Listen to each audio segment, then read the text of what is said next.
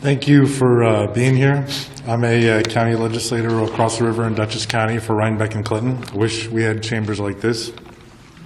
Piggybacking on what Citizens for Local Power has asked that we talk about tonight, I agree with their call for an independent statewide distributed system platform provider. And thanks to the folks at Citizens for Local Power, I became aware of the work of Paul Fenn and Sonoma Clean Power and the community choice aggregation out there. The God's honest truth is I didn't know until about a half hour ago because I was looking at Paul Fenn's website, Sonoma Clean Power. I didn't know until a half hour ago that Governor Cuomo, it's not my habit to always say nice things about him, but in mid-December, apparently Mr. Cuomo proposed community choice aggregation. So this is not a particularly radical move. So I'm hoping that that actually happens sooner rather than later. And there are 3 other members of the Dutchess County Legislature who signed a letter that I circulated in September in support of community choice aggregation. April Marie Farley, Allison McAvery, and Mickey Struwinski. Resolution not even allowed onto the agenda for committee day, but I know you're listening, so I hope you can take that to the bank. I do know a lot of the folks here involved with the stopping the so-called smart meter movement, and I just want to let you know about Dr. David Carpenter from the Bioinitiative report. It was January 2012. You know about the PCBs in the river? A lot of people thought maybe, and there's still a lot of PCBs that need to be dredged, that the PCBs would never be dredged. But Dr. David Carpenter, the SUNY Albany Institute for Public Health and the Environment, made very clear for years and decades that those PCBs need to be dredged. Dr. David Carpenter has laid out all the facts that those so-called smart meters are not smart and they're very dangerous. So please do not dismiss the voices of the anti-smart meter movement. Another piece is there's a man named Dr. Gidon Eshel from Bard College who pointed out there is no need for any alternating current power transmission upgrade. I know that's not necessarily part of this quote-unquote proceeding, but I live in the town of Clinton.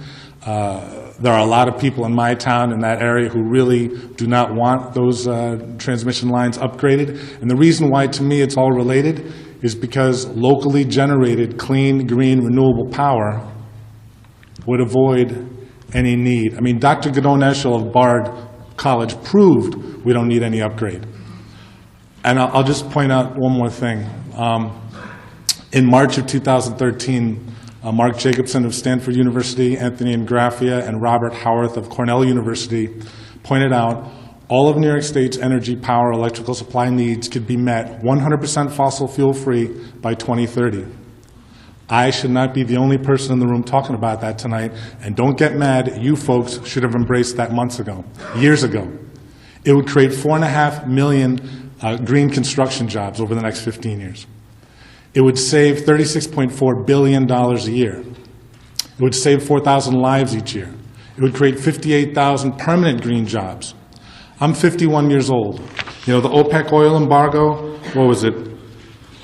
Went from October 1973 to March 1973, from $3 a barrel up to $12 a barrel. I think I was 9 years old at that point. Oh, we're going to do energy efficiency. We're going to do conservation. We're going to do, you know, clean, green, solar, wind. It's 2015. I was looking, according to the U.S. Energy Information Administration, 23% of New York State's power is coming from renewable as of 2013. Are you happy with that? Fracking is banned, to Governor Cuomo's credit. Why are there so many people willing to dismiss and forget about the findings of that March 2013 Stanford Cornell report?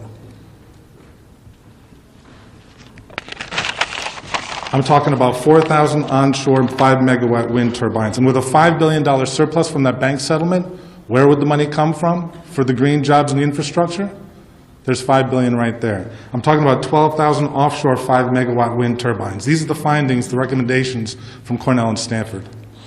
380 100-megawatt concentrated solar plants, 850-megawatt photovoltaic power plants, 5 million 5-kilowatt residential rooftop photovoltaic systems, 500,000 100-kilowatt commercial government rooftop systems, 3,600 megawatt geothermal plants, 1,900.75 megawatt wave devices, 2,600 1-megawatt tidal wind turbines, and 1,300 megawatt hydroelectric power plants, of which most exist.